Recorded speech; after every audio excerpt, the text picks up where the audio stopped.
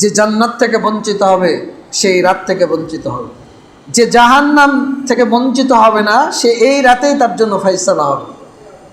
কারণ এই শেষ দশক তো আপনার জীবনের শেষ হতে পারে, হতে পারে না? পারে না? হতে পারে আজকের রাত আপনার জীবনের শেষ রাত, হতে পারে আজকের সিয়াম আপনার আমার জীবনের শেষ সিয়াম। তাহলে আপনার ঈমান এবং আমল, এই সিয়াম এই কিয়াম যদি নেকির আশা নিয়ে, জান্নাতের আশা নিয়ে, জাহান্নাম থেকে বাঁচার আশা নিয়ে যদি আপনি না করেন, তাহলে আপনি তো এই সিয়াম থেকেও যেমন বঞ্চিত হবেন, আপনি আমি শেষ দশক, রমাজানের শেষ দশক থেকেও আমরা বঞ্চিত। আপনি 1 টাকা দান করলেন, শেষ দশক, লাইলাতুল কদরে মিলে গেল। আপনি 2 রাকাত সালাত পড়লেন, লাইলাতুল কদরে মিলে গেল। আপনি 2টা দোয়া পড়লেন, লাইলাতুল কদরে মিলে গেল। আপনি একজনকে সহযোগিতা করলেন, লাইলাতুল কদরে মিলে গেল। আপনি একজনকে ইফতার করালেন, লাইলাতুল কদরে মিলে গেল। 1000 মাস আপনি 1 টাকা দান করলে যত নেকি পাবেন, এই একদিনে ওই দান করার জন্য আপনি সমপরিমাণ তার চাইতে বেশি পাবেন। বোঝাতে পারিনি মনে হয়। এখানে 84 বছরের বৃদ্ধ কেউ আছেন? হাত তুলবেন। কেউ আছেন? কে 84 বয়স হয়েছে এরকম কেউ আছেন? কেউ না, কেউ নাই। মনে করেন আপনাদের ইমাম শেখ, তার উদাহরণে আমি দেই। উনি মনে করেন পরহেজগার মানুষ, তাকওয়াশীল মানুষ, উনি তাহাজ্জুদ আদায় করেন। রমজানের শেষ দশকে মিলে গেল একদিন, তো ওনার বয়স 84 এখনো হয়নি। উনি তো সারা জীবন পড়েন। তাহলে একদিন মিলে যাওয়ার কারণে পুরা লাইফ আপনি যে ইবাদতে কাটিয়েছেন, খায়রুম মিন আলফি শাহর, আল্লাহ বলছেন তার চাইতে উত্তম। বুঝাতে পেরেছি?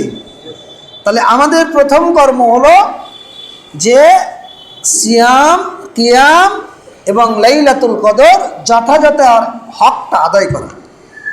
পারবো তো ইনশাআল্লাহ? পয়েন্টগুলো মনে রাখেন। 2, আত-তাওবাতু ওয়াল ইস্তিগফার। জীবনে যত অপরাধ করেছেন, জীবনে যত গুনাহ করেছেন, যদি আল্লাহর সামনে পেশ করেন, আল্লাহকে ডেকে বলেন যে আল্লাহ আমি চুরি করেছিলাম, আল্লাহ আমি ডাকাতি করেছিলাম, আল্লাহ আমি জেনা করেছিলাম, আল্লাহ আমি মানুষ হত্যা করেছিলাম, আল্লাহ আমি অসৎ কর্মটা করেছিলাম, মানুষের খুব জুলুম করেছি,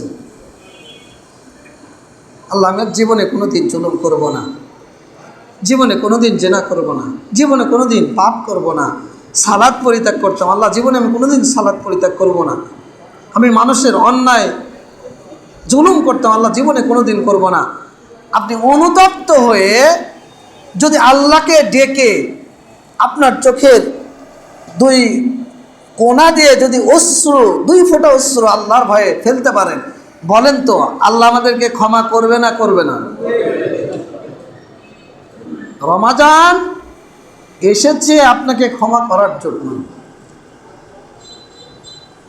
রাসূলুল্লাহ সাল্লাল্লাহু আলাইহি সাল্লাম, মালিক ইবনে হুয়াইরিস তার দাদা থেকে তিনি বর্ণনা করছেন যে সাইদা রাসূলুল্লাহ সাল্লাল্লাহু আলাইহি সাল্লাম, আল্লাহ রাসূল মেম্বারে পা রাখলেন, আমিন বললেন, আবার পা রাখলেন, দ্বিতীয় তাকে আমিন বললেন, তৃতীয় তাকে পা রাখলেন, আমিন বললেন।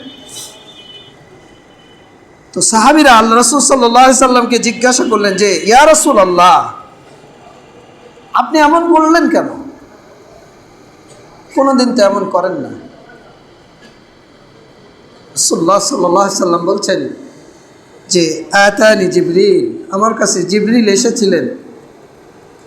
ফাকালা ইয়া মুহাম্মদ সাল্লাল্লাহু আলাইহি সাল্লাম, বললেন হে মুহাম্মদ সাল্লাল্লাহু আলাইহি সাল্লাম, মান আদরাকা রমাদান ফালাম ইউগফার লাহু, যে ব্যক্তি রমাজান মাস পেল কিন্তু তাকে ক্ষমা করা হলো না, ফালাম ইউগফার নফি জাহাদ, মানে তাকে কোনোদিন ক্ষমা করা হয়নি। রমাজান মাস পেল কিন্তু আল্লাহর কাছে ক্ষমা নিতে পারল না, নিজের অপরাধ, নিজের ত্রুটি, নিজের বিচ্যুতি, আমলের হোক, আকীদার হোক, কর্মের হোক, সমস্ত বিষয়গুলো থেকে নিজেকে ত্রুটি মুক্ত করতে পারলো না, আল্লাহর কাছ থেকে ক্ষমা নিতে পারলো না, ফাআবাদাহুল্লাহ, আল্লাহ তাকে তার রহমত থেকে দূরে ঠেলিয়ে দিলেন। অন্য বর্ণনা আসছে রগিমা আনফু রাজুলিন, রগিমা আনফু রাজুলিন, রগিমা আনফু রাজুলিন, ওই ব্যক্তির নাক ধুলোয় ধূসরিত হোক, ওই ব্যক্তির নাক ধুলোয় ধূসরিত হোক। রমাজান মাস পেল, সুম্মান সালাকা ক্বাবলা ইউগফিরা লাহু, রমাজান মাস চলে গেল কিন্তু আল্লাহর কাছে ক্ষমা নিতে পারলো না, ওই ব্যক্তি ধ্বংসশীল, ওই ব্যক্তি ধ্বংসশীল, ওই ব্যক্তি ধ্বংসশীল। এই হাদিসের পরের পাঠগুলো আল্লাহ রাসূল দ্বিতীয়বার আমিন বললেন কেন? আল্লাহ রাসূল সাল্লাল্লাহু আলাইহি সাল্লাম বলছেন, জিবরিল আমিন আমাকে বলল যে কোনো ব্যক্তি তার পিতা মাতাকে অথবা উভয়ের একজনকে পেল কিন্তু তাদের মাধ্যমে জান্নাত ক্রয় করতে পারল না, তার জন্য ধ্বংস। এরপরে আল্লাহ রাসূল সাল্লাল্লাহু আলাইহি সাল্লাম আবার তারা প্রশ্ন করল, আল্লাহ রাসূল তৃতীয়বার আমিন বললেন কেন? আল্লাহ রাসূল বললেন যে যুকিরাত ইনদাহু, আমার নাম উচ্চারিত হলো কিন্তু ফালাম ইউসাল্লি, ওই ব্যক্তি আমার উপর দরুদ পড়ল না, আল্লাহ তাকে তার রহমত থেকে দূরে ঠেলে দিলেন। তো রমাজান মাস আপনার জন্য আমার জন্য ক্ষমার বার্তা নিয়ে উপস্থিত। আমরা কি পারি না যে নিজেদের অপরাধগুলো আল্লাহর সামনে পেশ করে এই রমাজানে আল্লাহর কাছে ক্ষমা নিতে? বনী ইসরায়েলের এক ব্যক্তি জীবনে কোনোদিন ভালো আমল করেনি, মরার আগে তার অন্তরে আল্লাহর ভীতি জাগ্রত হয়েছে। তো সন্তানদেরকে ডেকে বলছে, বৎস শোনো, আমি যখন মারা যাব আমার লাশটা তোমরা পুড়িয়ে ছাই করো, আর ছাইগুলোকে দুই ভাগে ভাগ করে বাতাসে আর সাগরে ভাসিয়ে দিও, বাতাসে উড়িয়ে দিও।